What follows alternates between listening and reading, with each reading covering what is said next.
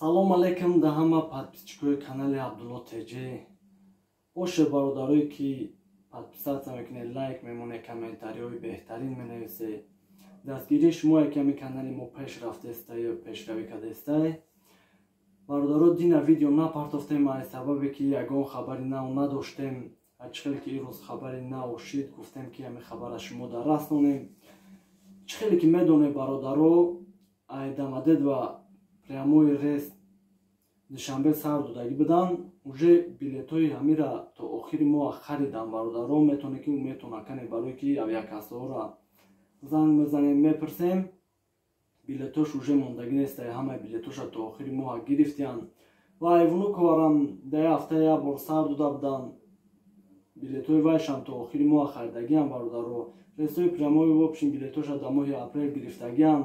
Метонед кадоме ки рафтани айдамадед ва ҳаррӯза рейс ҳастай, лекин чартирӣ ки ҳисоб мешавад, нархи билет 29600, 29200, 29900 ҳаррӯза паридестай. Метонед ки ба ин самолёт равед. Ва хабари нав ҳамин бародаро ки уже самолёти ютер билетҳои моҳи майша дар фурӯш мондай. Моҳи майда уже метонед ки ай ҳозира билетҳоша аэропорт, авиакассаҳои аэропорт ё ки авиакассаҳое ки дар территориятон ай наздикиётондай метонед бигиред, барои ки чихеле ки хитон диде рейсҳои прямои самолётро билетҳоша дар фурӯш монданд. Тичене 4-5 рӯза билетҳоша гирифтанд. Ва гуфтем ҳамин хабарро бирасонем ки подписчикои мо успед кунанд, кадоме ки ракияи ҳамин билетҳошона ба моҳи май ай ҳозира гиранд. Чихеле ки видео кардем, партофтем якум рейсаш дуюм число да айвунукова парида буд, парвоз карда буд. Ва ин рӯз ҳаштумае ки дуюм рейсаш парвоз мекунад. Кадоме ки через ош мерава, билет 13, 14, 14,5, 15 та мехаранд аэропорт Дамадед. Ва метонед шумо ай территориятон ягон авиакассаи надёжни боша, ай урам бигирем. Метонед ки главни шуморо даба задани дабавид кунанд. Вақти регистратсия ми паспортона мезананд ки билета гирифтагӣ бошем, пасади чинтона метан. Кадоме ки через ош мерава, ҳар рӯза 2 рейс 3 рейс ҳастай. Метонед ай саҳар биёен, билет духтартона бигзаред, билеттона гирен то бегаҳ парвоз кунед. Ва одамое ки через ош мераванд, номрои таксие ки аэропорти Қирғизистон ош то Хуҷанда мебарад, дар комментария мемонам ки бисёр бародароро бурдан расондан ва иншаллоҳ ки мебаранд, ягон проблема мерасонандтон. Ай ош то границаи Хуҷанда 1300 рубл мегиранд. Ва границаро ки гузаште, ай уҷа то пеши таксиҳои Душанбера намерена, ҳамин бародарда занг мезанед. Бо далши ҳамин границаро ки гузаштем, прямои то Душанбера 1200 рубл да ки номроша дар комментария мемонам, ватсап дора занг занед, ҳамаша мефаҳмема. ҳатман ай номи канали мо гав занед. далши мебарандтон. Уралский компания, бисёр бародарои тоҷик ош ба Уралский компания рафтестай, бо эсема мепара. 23 кило багажа, 5 кило ручной. Одамое ки мераванд, мақсад бисёр саволо мешавад ки ғам метан чи некин. Одамое ки мо роҳӣ мекунем, ягонташ нагуфтай, шояд ин хабарҳо дурӯғ боша, барои ки ҳаррӯза ай Дамадед ва ош мепара бе ягон проблема. Бо айуҷа дар имо ватсапмон менависанд ки расидем бе ягон проблема. Ва нашод духтир савол метен, духтирша дар аэропорт Дамадед. Ва шумо бояд ки биёен сайт навистагиай ҳавай сайт дроин, даниётона дар телефон ҳамун сайда бинависед. Ва карта қати 2750 рубл биспорен. баъд ай анализ споридан 2 саъата анализтон тайёр мешавад ки 72 саъат вақт дорад. 72 саъат ба маънои ӯ ки то тичене 72 саъат шумо бояд парвоз кунед, кадоме ки мақсад намедонад. агар ки 72 саъат гузашт, уже духтири шумо просрочно мешавад, варақаш бояд ки ай сар според. одамое ки савол монетанд, мақсад дар наздикиёшон ҳастай ҷои духтирспорӣ, метонед дар ҳамун территориятон биспоред ба ҳамун духтир. биёен аэропорт Дамадед ва Жуковский, Внуково, Шереметово, Айлбоиш парвоз кунед.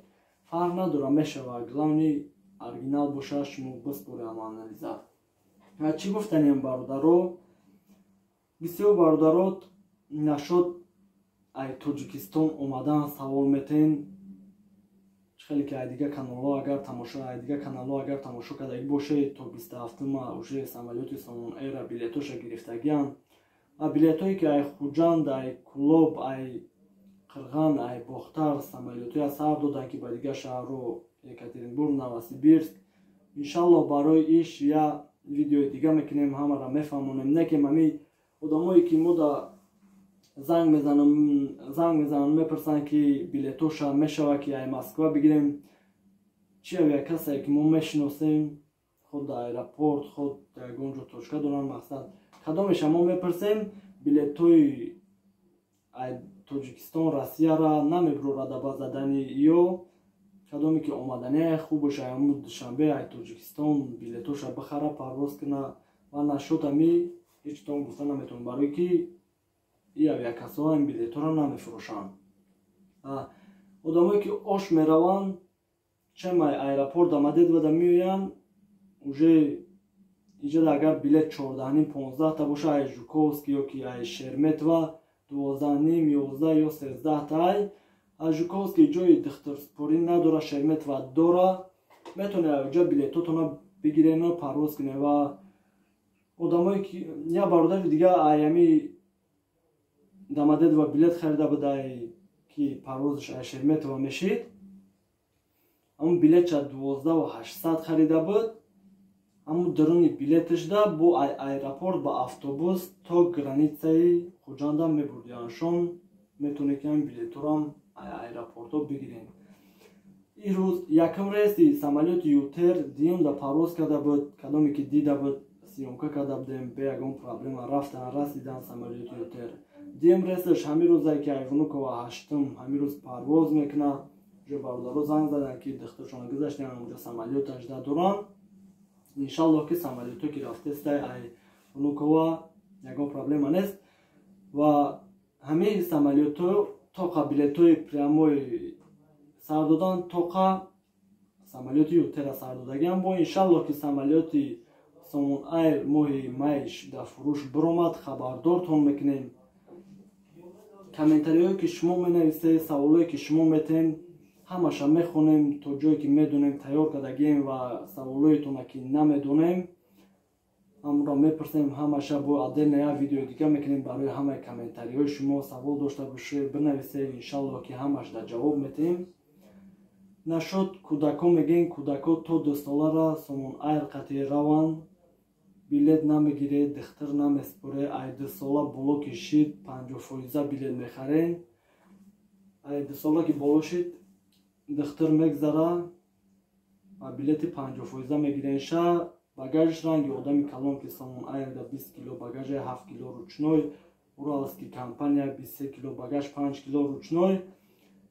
самолёти Somon Air агар ҳами бортон 1 кило зиёд шава, сари ҳар 1 килош меспуре 385 рубл.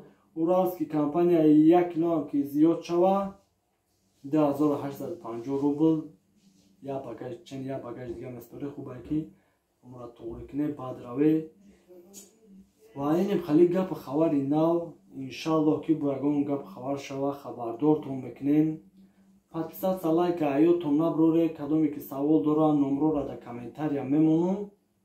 саволотона WhatsApp да ё ки агар натунистем ҷавоб дода WhatsApp да нависен, ҳатман иншаллоҳ ҷавобтон метем боше.